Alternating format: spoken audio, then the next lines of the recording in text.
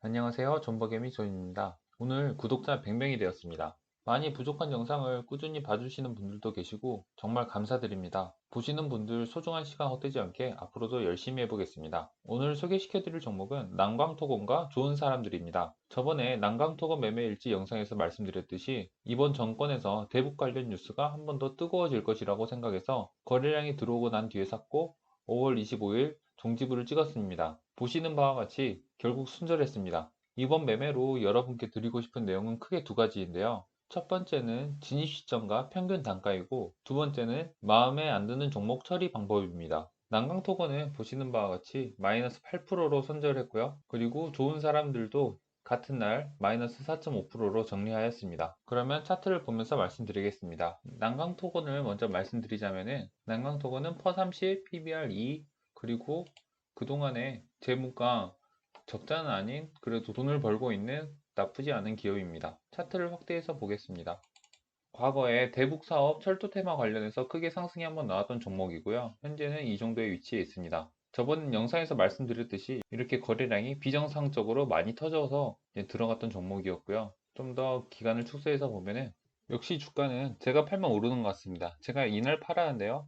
팔자마자 그 다음날부터 불이 나게 오르죠. 불이 나게 오르고 이날 이제 고점을 찍었다가 결국 다시 제가 판 가격 근처로 돌아오긴 했는데요. 아마 제가 이날 팔지 않고 이날을 봤다고 하더라도 아마 더 오를 거란 기대감에 지금 현재랑 똑같은 상황이었을 겁니다. 그래서 지금 판 거에 대한 후회는 없고요. 시작하면서 두 가지를 말씀드리고 싶다고 했는데 첫 번째 진입 시점과 평균 단가에 대해서 말씀드리자면은 제가 산 건 5월 4일 이날 샀고 그 다음에 5월 12일 이날 샀는데요. 먼저 진입 시기가 아주 안 좋았던 시기인 것 같습니다. 왜냐면은 5월 4일 같은 경우에는 이게 첫 번째로 나왔던 바닥이죠. 첫 번째로 나왔던 바닥이고 상승이 되고 이렇게 떨어지는데 이렇게 첫 번째 바닥을 찍고 주가가 위로 올라갈 수 있지만 주가가 이렇게 올라가지 못하고 빠질 수도 있잖아요. 이렇게 빠지는 거에 대해서 연도를 하나도 하지 않고 샀어요. 그리고 5월 12일에도 이날 샀는데 이날도 거의 떨어지는 걸 보고 내가 이기냐 이 주식이 오르냐 이런 생각을 가지고 떨어지길래 산 거거든요.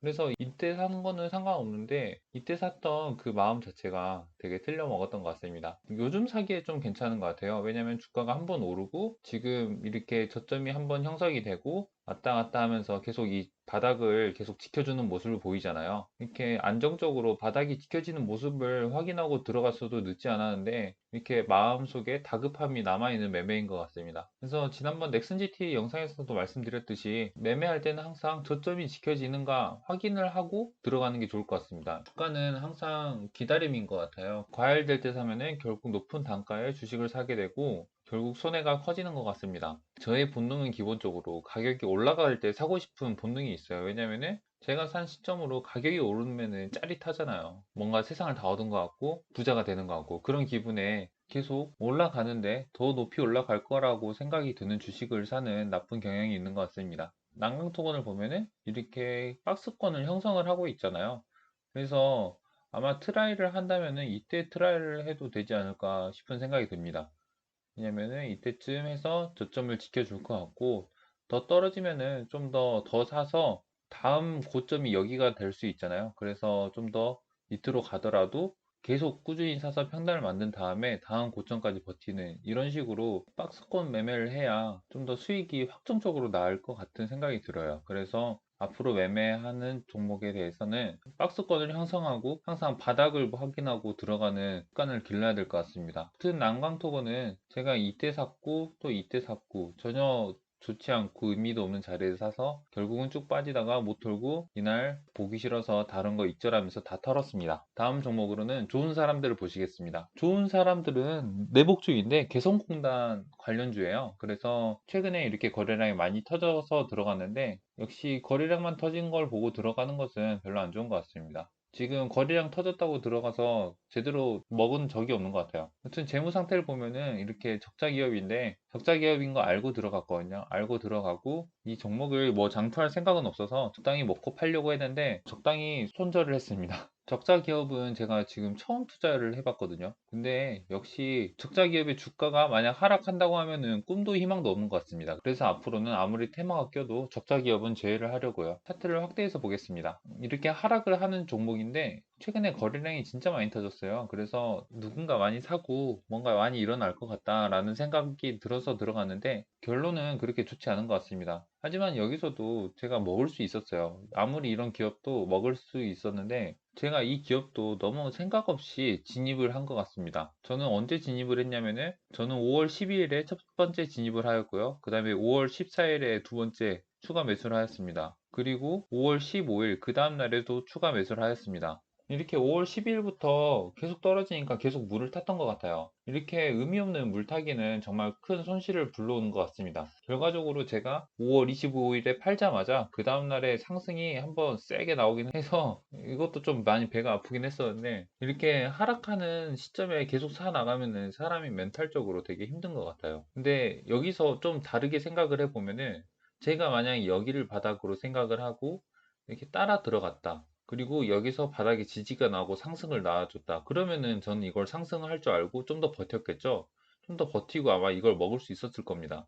하지만 저는 이날 들어가면서 올라갈 것만 생각했기 때문에 내려갔던 걸 생각을 못하고 주가가 계속 빠지니까 그리고 올랐다가 다시 꺼져 버리니까 스트레스를 받고 결국 팔아버렸습니다. 이렇게 똑같은 시기에 매매를 했어도 어떤 생각을 갖고 있느냐에 따라서 이때 파냐 이때 파냐 이 두 가지의 결과가 완전 상이하게 나눠지는 것 같습니다. 다음에는 이렇게 바닥을 보고 이 바닥까지 갈 수 있다는 생각으로 분할 매수를 하고 혹시 바닥에서 이렇게 지지가 나와 주었으면 좀 더 확정적으로 느긋하게 기다리면서 주식을 하도록 하겠습니다. 제가 진입하는 시점이 어딘지는 알고 사야 되는 것 같아요. 이게 물타기랑 똑같은 것 같으면서도 다른 게 따라 들어가면서 사면은 결국 평단가가 낮아지잖아요. 그래서 이쯤에도 수익 구간이 분명히 있었을 거예요. 그래서 진짜 앞으로는 이런 시점에서 올라간다 라는 생각을 버리고 지지가 나온 자리로 확인하러 간다 라는 마음으로 분할 매수를 해서 접근을 해 보도록 하겠습니다.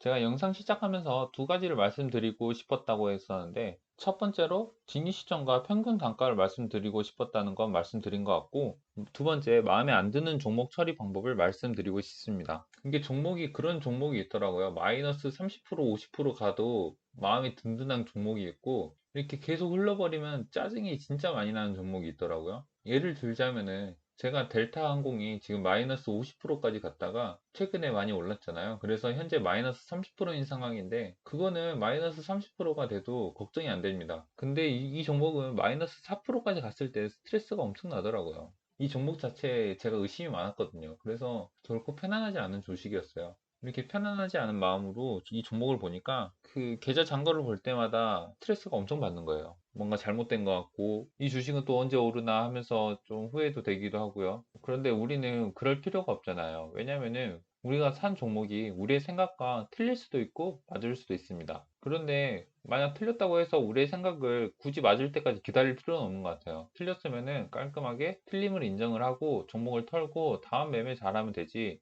라는 생각으로 터는 것도 되게 중요하다고 생각을 합니다. 그래야 스트레스가 안 생기는 것 같아요. 그러면 언제 손절을 하냐라는 질문에 대한 저의 답을 말씀드리자면은 저는 다른 종목을 익절할 때 손절을 했습니다. 이 방법이 정말 괜찮은 것 같아요. 왜냐면 그냥 생으로 손절을 하면은 돈을 잃는 느낌인데 내가 익절을 할 때 손절한다. 그러면은 내가 돈을 잃는 게 아니고 돈을 덜 먹는 느낌이에요. 그 느낌 차이가 참 다르거든요. 거기에서 스트레스가 많이 반감이 되는 것 같습니다. 그러니까 여러분들도 혹시 마음에 안 드는 종목, 이거 치워버리고 싶은 종목이 있으시다면은 내 계좌는 내 거지 남한테 보여주기 위한 계좌가 아니잖아요. 그러니까 틀려도 되니까 너무 스트레스 받는다 싶으면은 똥들을 던지시고 또 다른 좋은 종목들 올라가는 종목들 많으니까 그런 종목에 투자해서 좀 더 자신감을 키우는 게 더 중요하지 않나 라는 생각이 듭니다. 이상 존버개미 존이었습니다. 구독과 좋아요 부탁드립니다.